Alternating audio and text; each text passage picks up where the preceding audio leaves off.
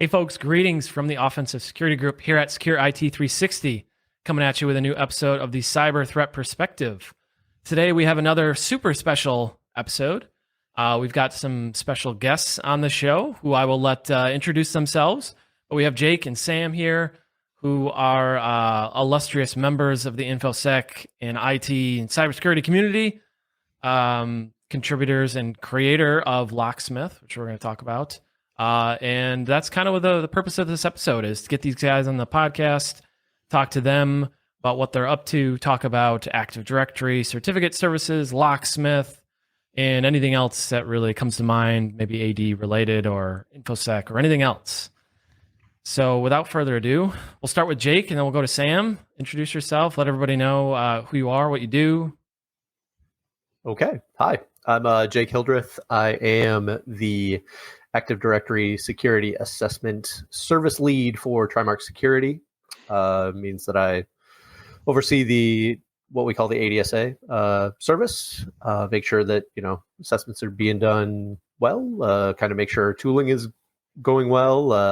Adding features, removing features, interacting with clients, etc., and maintain the Locksmith tool, which these two gentlemen contribute so much to. So that's me. I grew up awesome. Working I did sysadmin work for forever and then pivoted to security about 2 years ago, so been loving it ever since. Awesome. Cool. Yeah, I'm happy to have you guys on. Happy to have Jake on. Really excited to talk to you guys about this. So Sam, it's your turn. All right, thanks. I feel a little Brady Bunch-ish here with my really naked bluish background looking at the is that you, Jake, up there? Well, it's kind of cool because you kind of like have this LED glow, which is really cool. I kind of like that. And you need like another light over here, maybe? I do. I actually put that there because this is the last unfinished room in the house that we've just moved into. And it's just a primed white wall. And there's holes right above my head. So, convenient positioning of camera.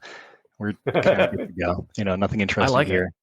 But it beats the artificial background that sometimes blurs out your part of your face or the mic or whatnot.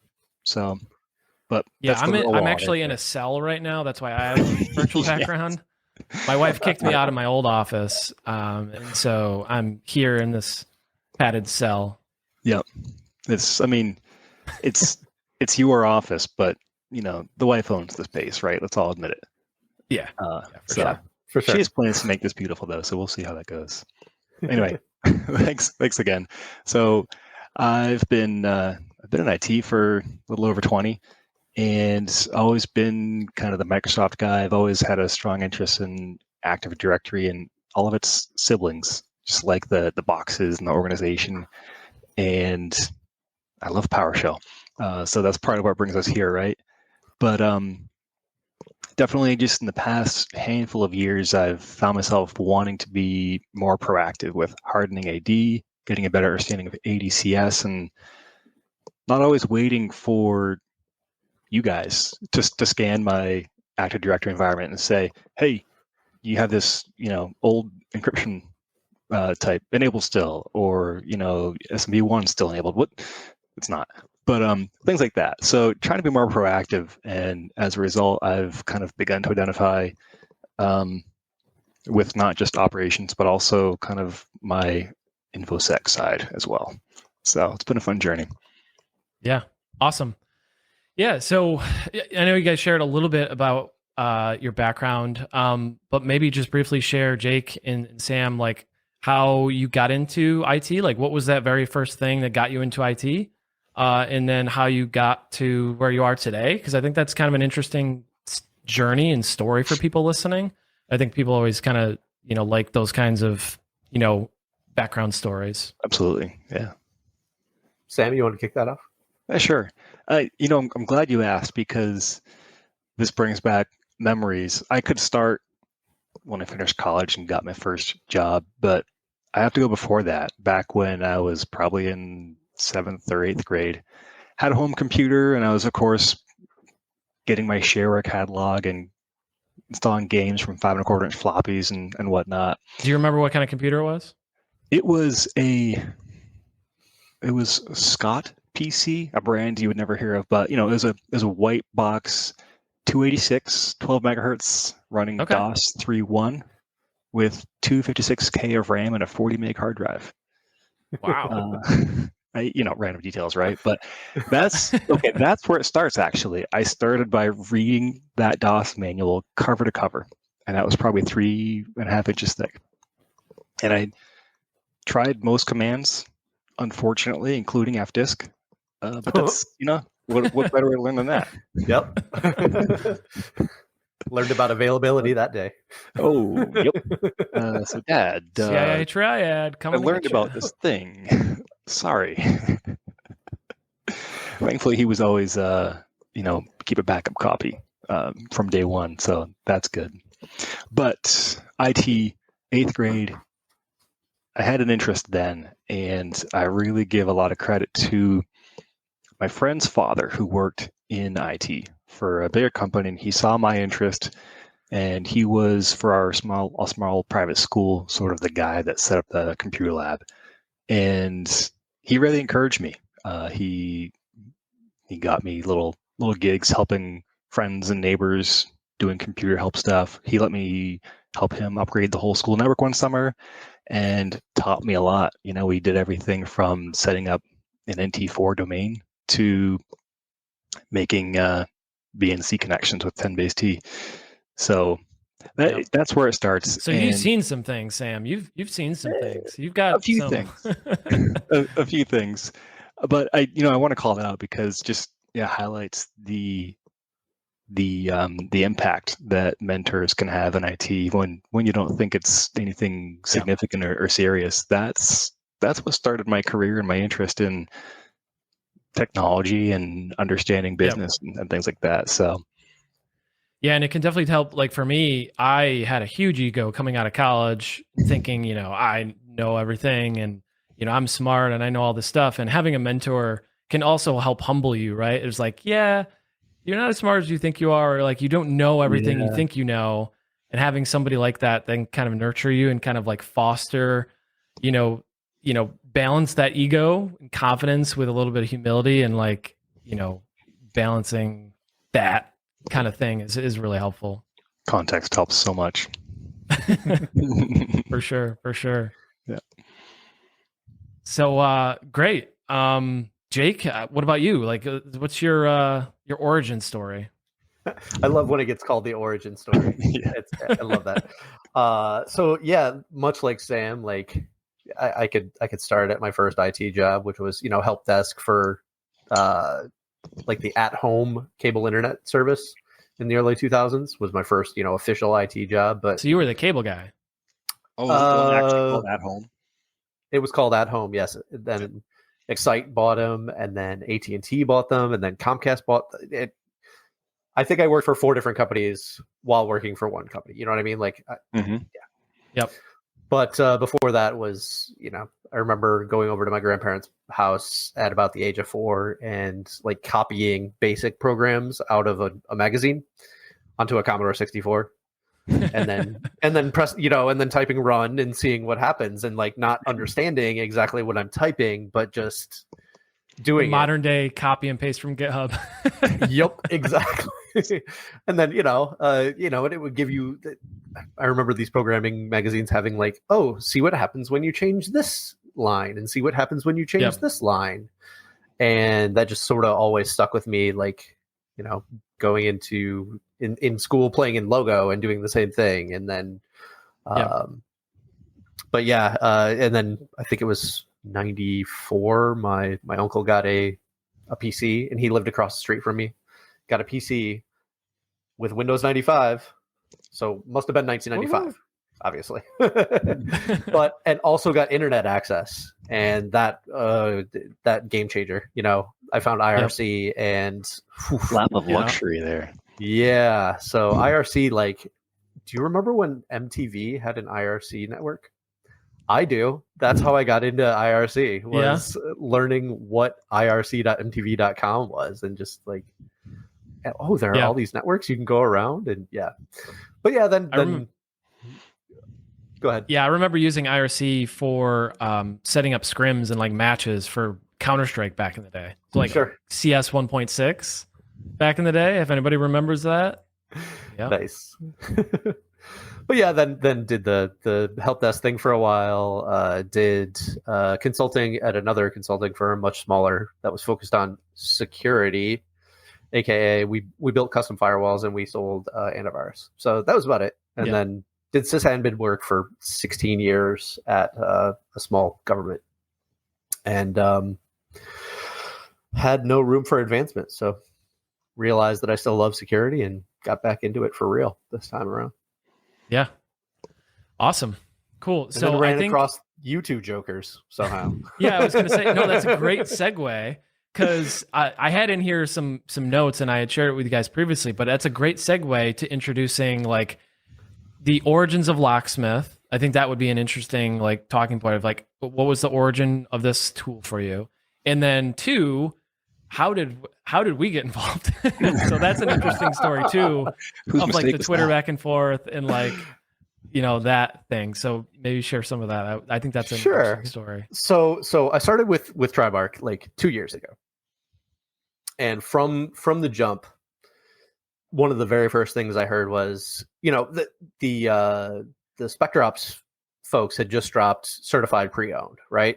Basically blowing the doors open on ADCS research, taking everything that had been, scattered across the internet and putting it together into, I think it's a 170-page white paper or something like that, right? Yep. And so we knew that, like, Sean at Trimark knew, like, it was time to really start building it out. He had never wanted to touch certificate services. Nobody else wanted to touch certificate services.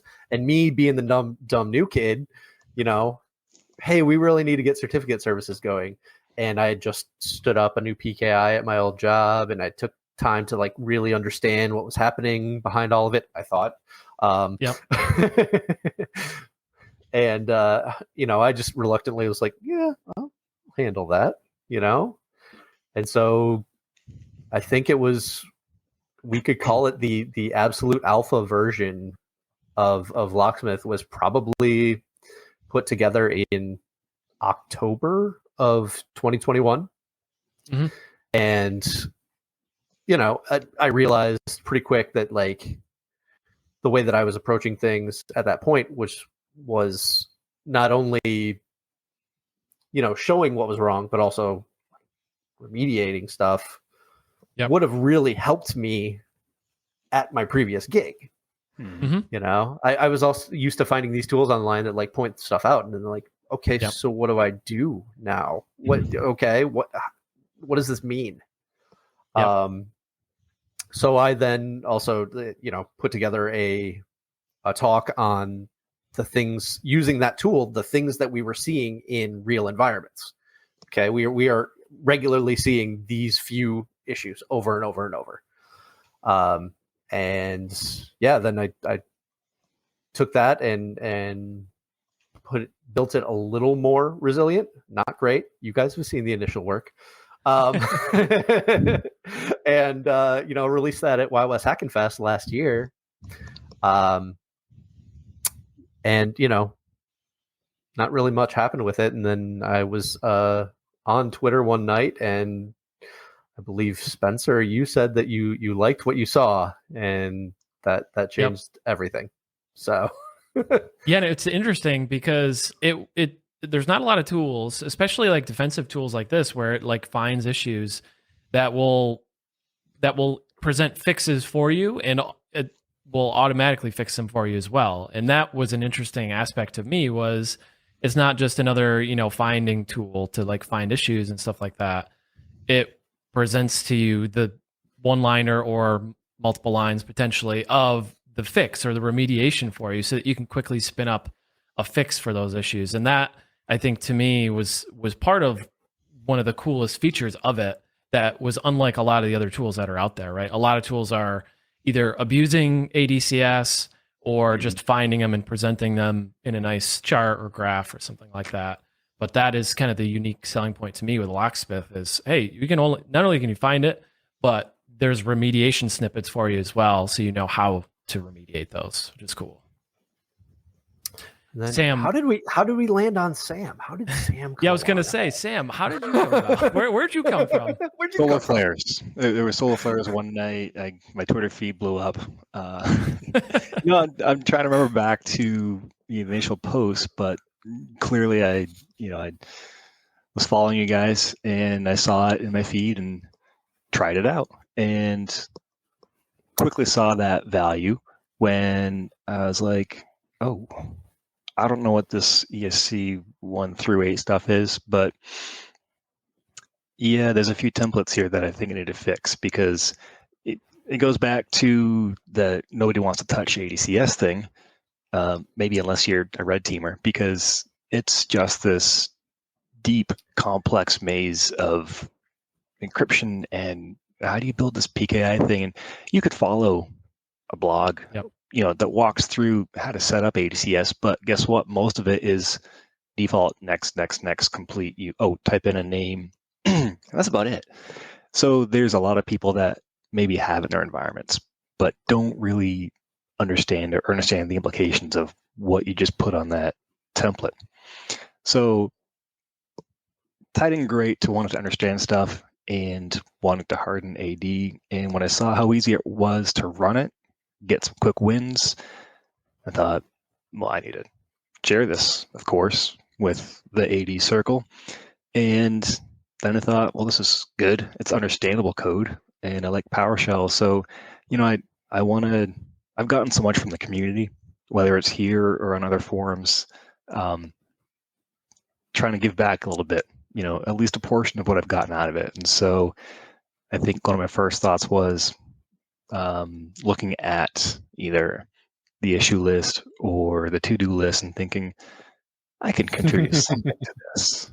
And one of us pinged the other, and then next thing I know, I got this invite from, I guess, some guy named Jake. And you made a comment about warming your black little heart. And I said, so it should, and here we are. Yeah, and one of the things I think is cool about working on an open source project like this is we're all using it, in our day-to-day lives. Sam's using it, Jake's using it on assessments, I'm using it on pen tests. So I'm using it more of a finding and abusing type of scenario. So I'm looking at it from a pen tester's perspective. Whereas Sam and Jake, you guys are more on the defensive side, but still have that mindset too of like hacker mentality and how these things get abused.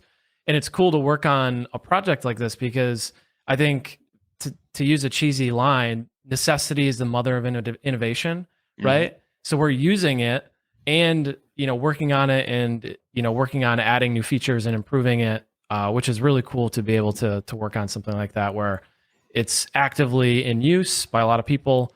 And you can continue to develop new features for it, which is really neat. Yeah, and I think it's certainly still developing, but I love that aspect of how it seems to come from a blue or operational direction, an assessment direction, but it can be used as an offensive tool also. But whichever approach you're taking, it does help understand the issue. It helps understand the fix, and is one of the things I'd love to see us add more to it. Is either links or blurbs that say, "All right, this ESC 1 thing. Here's why it's a problem, and here's what the fix is actually doing for you." Things like that. So it covers all the bases. Yeah, I found out about a year ago. Was it? No, earlier this year. Maybe 6 months ago, that a very large organization that manages many other very large organizations, I can't really give any more detail than that, was using Locksmith, and because they could just hand it off to their AD admins, run this, do what it says, you will be good. Yep. And like that to me just blew my mind. Yeah. And so I hear that all the time on pen tests. It's right. Like we found this issue and here's the finding and here's, screenshots of the vulnerability and, yada, yada. What clients will ask us is like, well, how do I fix it? And it's like tools like this are great because you can use them on a pen test. You can use them for yourself in your own environment. And like we said, it gives you the remediation snippets so that you can go and remediate. And that's super awesome for me to put in the report. So I can say, here's this issue we found. Here's how to find it again. Here's a snippet how to find that issue again. And oh, by the way, here's how you can quickly remediate that issue. And then, the finding, the ability to find it, the script for finding it is how you validate that it's been fixed as well. So I like including that stuff in a pen test because the client doesn't have to wait for me to retest it or whatever. They can go in their environment, they can run the PowerShell script, remediate it, check it, see if it's done. And they don't need to get me on the phone to revalidate that and things like that, which is super invaluable. And I think it's empowering for defenders to, they get this big report and it's got all these issues in it. And maybe it's a big report and they're like, they're, deer in the headlights. But if the findings have a tangible way to identify them, remediate it, and test it, that to me, I think is really invaluable for people. And Locksmith does that very well. For sure. So, that being said, what are some of the most common issues you guys see? So one of the things we want to talk about was common ADCS misconfigurations. So I'd be curious to hear maybe your thoughts on one or two of the most common that you've seen. Maybe, a scary story or two of like, wow, I can't believe it. I will give two. Number one, ESC1. I see this now at this point, probably 75% of engagements that have ADCS still. So an ESC1 is where an attacker can request a certificate in the name of any other security principal in the environment. That means domain admin, domain controller, whatever. You can say, please may I have a license for domain admin? And now, you go to check in somewhere and you say, hi, I am domain admin. Yep. All the time. I will say that the number of critical ESC1s that I've seen, so, being domain users being able to request an ESC1 ticket, has declined since we started doing this. I think people are getting better. However, still seeing it with, smaller groups or, just the IT group or something along those lines that can do these tickets. But the one that really gets my goat is an ESC2 named vSphere 6.x. So many different environments we see this. Yep. We're trying to find the VMware documentation that says to do this exact thing because it is too common. I would say probably 2/3 to 3/4 have that exact configuration, and it's mind blowing. So yeah, those are the ones that I see all the time. Yep. Sam, what about you? Any oddball things that you've seen in the ADCS world? So I don't work on the assessing or securing side of things. I work for one organization, so I won't go into detail. I can only make assumptions for what the general population looks like. Yeah. One of the things that that I've seen too, that's kind of like the vSphere thing, Jake, is I want to say it's Big Hand. Big Hand has a certificate template that is just by default in ESC2, I think it is. Same thing as a vSphere. And I think I did look up the documentation one time on Big Hand or something like that, and I saw it in there. But I've seen a few like that where it's seen some consistencies across engagements and like, that must be a default thing that they're doing there. And it's frustrating. But, the good news is now people have a way to find it and fix it. So that's great. I did have one other one, ESC6. So that's a dangerous flag set on your certificate authority, which basically converts all of your certificates into ESC1 templates, right? Yep. It's been mitigated since May 2021 a little bit, but depending on your exact configuration, can still cause issues. I have I have run into several engagements where I point out this configuration and they say my MDM vendor requires it. Mm. And it's like, I just want to reach out to that MDM. It's always the same one. I'm not going to name them, but it's always the same one. It's always the same MDM vendor. Did they recently have an unauthenticated EOP? I'm not Or sure. An RCE? Maybe. It might have been an RCE. I don't think so, but probably. I don't know. Very good. But yeah, I went back and forth with them, not them specifically, but definitely their customers. And no, it doesn't have to be like that. And then I have not run into that MDM vendor in a long time, having the ESE6. So I imagine they have updated their documentation and pushed out fixes or whatever needed to be done. So that's great. Yeah. And that's pushing a SCEP certs to mobile devices. Yep, you know it. What a joy. Right. Yeah. An interesting one that I've seen. I haven't seen it very often, but it was an odd one to me that I hadn't seen before. There was an ESC1, but the certificate template was it was published from a CA that was no longer online. The CA had like a broken trust, so it wasn't in the I forget what it's called. Jake, you'll probably remember NT-auth certificates. Yep. NT-auth certificates, but I was still able to authenticate to LDAP with that certificate, and like I'd normally be able to with the ESC1. So this was something that was, I forget who put out the research. I could find the blog post that I referred to, but it was essentially a blog post about when you have how you can use certificates for authentication when you don't have PKI. And it was a great blog post that kind of showed the shoot, and now I'm forgetting the name of the tool. ForgeCert? No, not ForgeCert. That's SpectreOps tool. Shoot, I'm drawing a blank. I'm going to remember it right after the episode ends. But essentially, somebody created a tool. It was late 2021, I want to say, something like that. I don't remember the exact timeline, but it was essentially a tool to authenticate over LDAP with the certificate. And it was great because I had done a pen test for the client the year before this research came out about using certificates without PKI.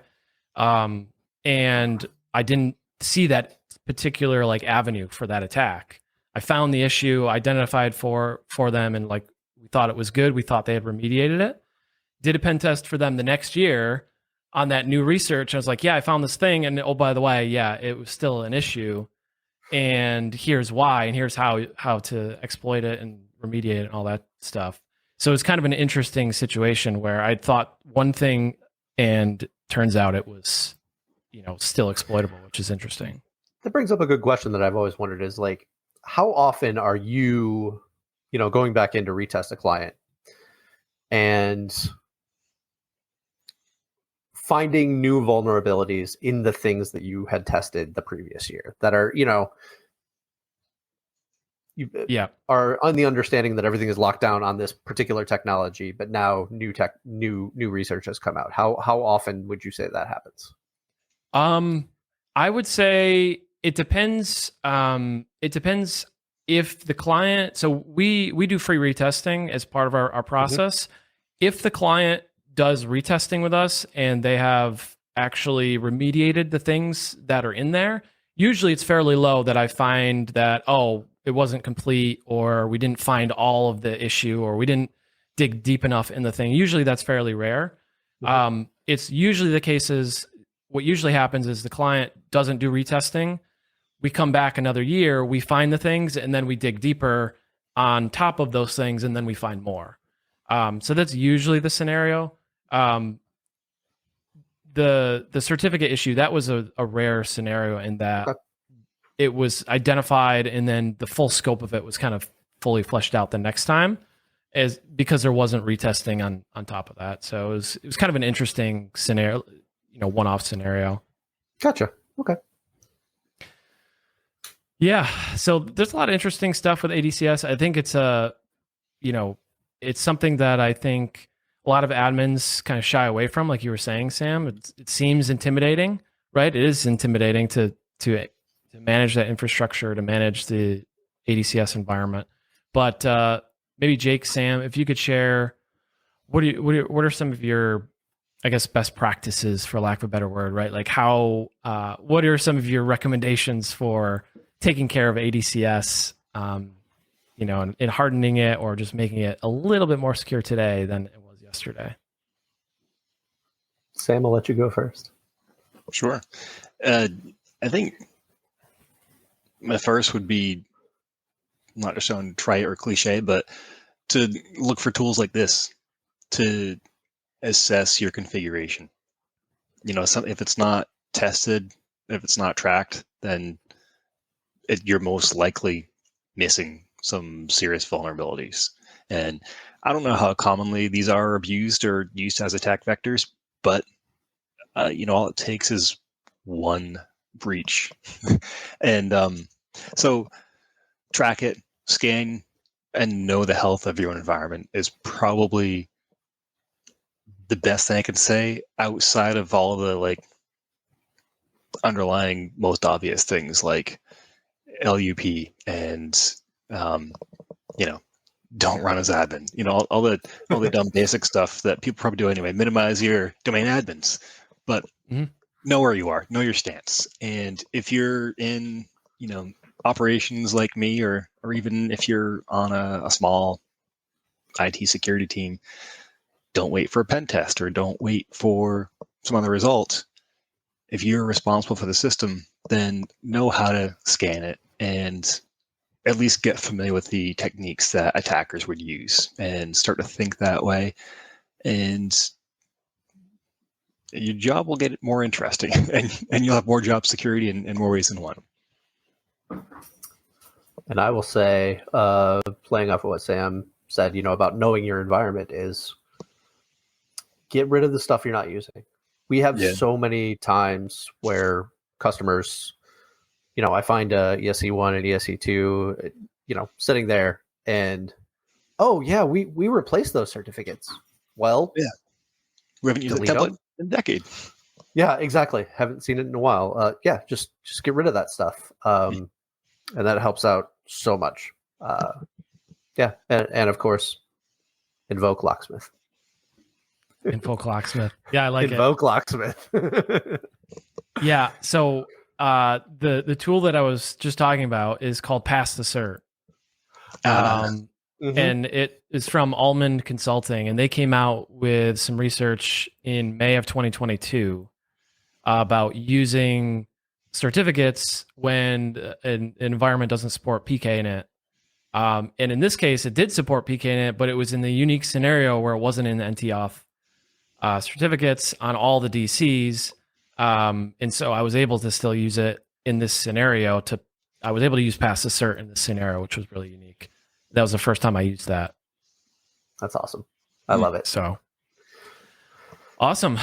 Well, Sam, Jake, I don't want to speak for you guys, but I love the Locksmith project. I think it's awesome. It's been awesome working with you guys on it, and I appreciate Jake letting me tag along and PR some really bad code and have you guys pick it apart. But seriously, it's been fun, and I appreciate being able to contribute to projects like this.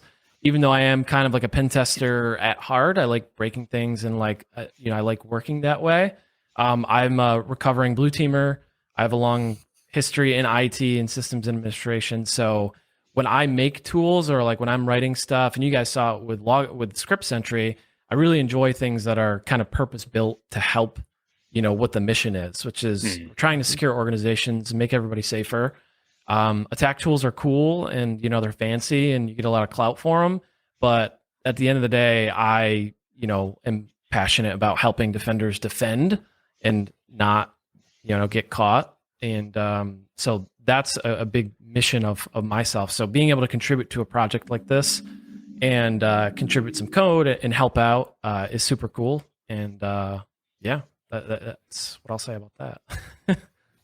I definitely I love working with you guys. Like our Friday, Friday reviews of code are some of my favorite times. And then, on weekends when we are just shooting insults back and forth at each other, or talking about whiskey. Hey, that's fun too, like glad to have met you both. Yeah. Highlights of the week. The feeling is mutual. Yeah. Awesome. So Jake, Sam, I don't know if you want to share where people can connect with you, if you want them to connect with you, or where you can find Locksmith on GitHub. So it's GitHub/TrimarkJake/Locksmith. And it's currently got like over 400 stars right now? Pushing up on 450 right now. So 450. Yeah. So it's definitely a very popular tool. There's a lot of people using it. And like Jake, you were saying, there's a lot of people using it you probably don't realize are using it in a lot of unique ways, which is awesome to see.